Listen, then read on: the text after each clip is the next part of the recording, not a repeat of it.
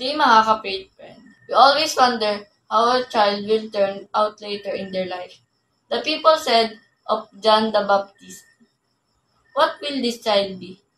But God has planned for every child that is born in this world, and that hope is shared through the sacrament of baptism. The child is protected in the hands of God through this sacrament. The parents know that their child has something special about him in God's plan.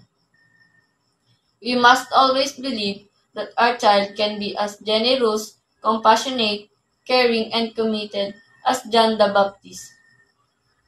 They can pass these values as they grow up and become a person full with integrity.